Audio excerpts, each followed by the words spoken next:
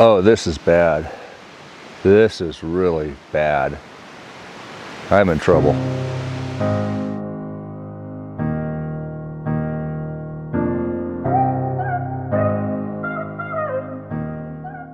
Well, thanks for sticking with us.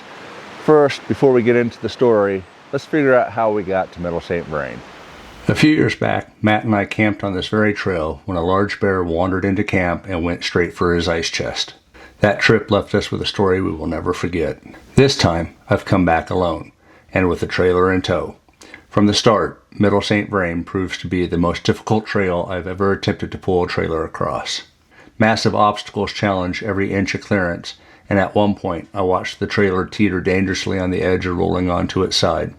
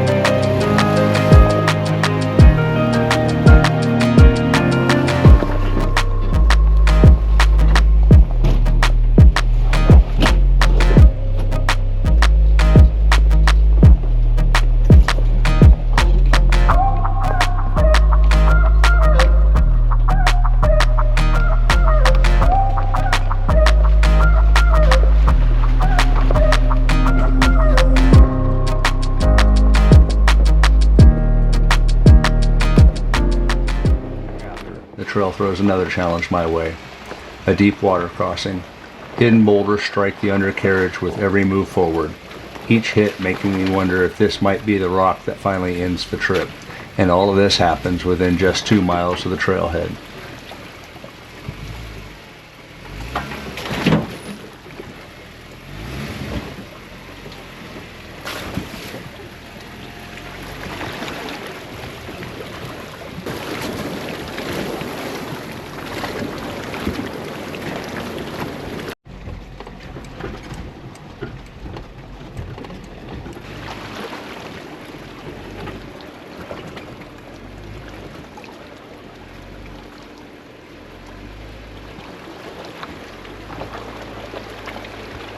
Eventually, I managed to find a spot to make camp. The forest settles in around me, quiet and calm, and for the first time all day, it feels like I can finally breathe. But later that night, after heading to bed, I make a mistake. One that tests my resourcefulness and has the very real potential to leave me stranded in the dark with nothing more than a flashlight and a can of bear spray. All right, we're getting to camp kind of late. We had a few things we had to do in town today and got everything done, and had a few things we're going to show you tomorrow. So I've got a question. What do you do when you find yourself after dark, locked out of your camper, where your cell phone, your ID, your tools, your keys, the keys for the Jeep, everything is inside the camper. You're locked out. All you have is a headlamp and bear spray. Let's see how I get out of this mess. About 10 o'clock last night, it was ink black, no moon. I had to go to the bathroom, got out of the camper and shut the camper door. I had a headlamp and bear spray, nothing else. Inside the camper was my inReach, my cell phone, my wallet, my knife, my Leatherman, everything. Keys to the camper, keys to the Jeep. When I shut the camper door, no big deal. When I went to get back in the camper, I realized the camper was locked. The option was there to break windows on either the camper or the Jeep to get in. The Jeep didn't make sense because the keys for it were in the camper, so breaking windows for the camper was the option. I didn't want to break a window on a camper because I don't know if I had to replace the window or the entire door. Walking around last night with the flashlight, I found a stick. What I was able to do is take the stick, pry it in,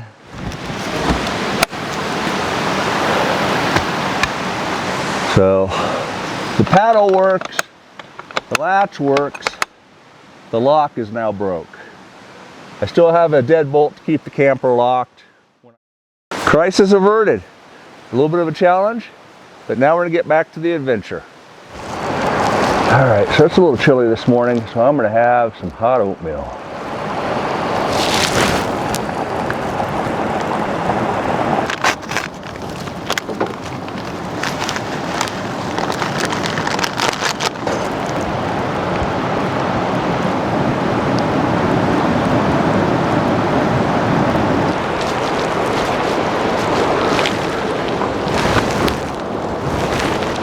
We didn't do much filming yesterday. I noticed that we were running out of electricity. My solar panels were having issues keeping up.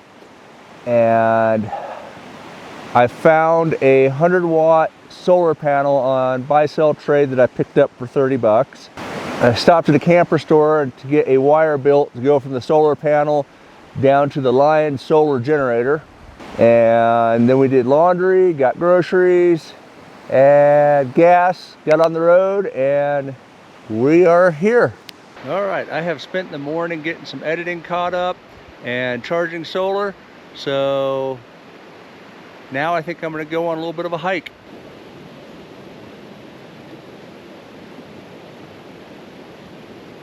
By morning, the stress of the night before had faded, and I was ready for something a little different. I set out for a short hike up to the waterfall. The sound of rushing water through the canyon was worth every step, and for a while, it felt like a peaceful reset after the challenges of the trail.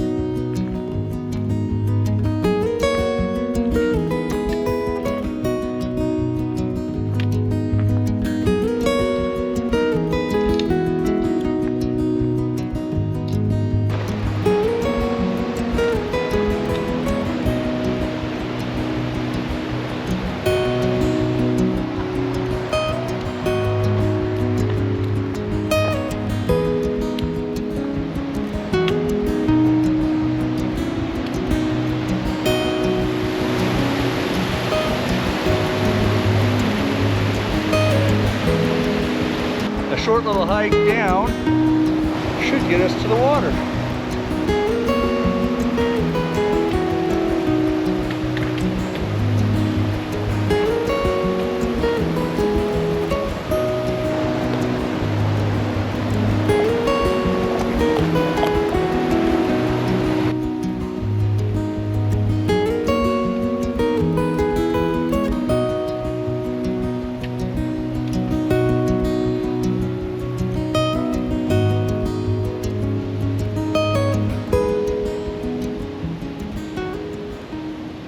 But heading back to camp, things didn't go as planned.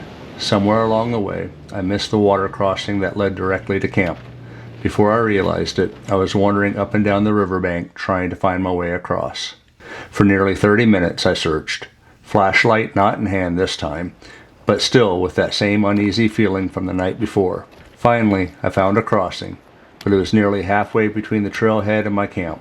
By the time I got back, I was tired, frustrated, and reminded that out here, even in the daylight, it doesn't take much to get turned around. So I just finished about a 3-hour hike. It wasn't supposed to be a 3-hour hike, but I kind of got lost. Well, misplaced. I knew what trail I was on. I knew across the stream was the Saint Vrain trail. I just missed where I crossed the stream to get to my camp.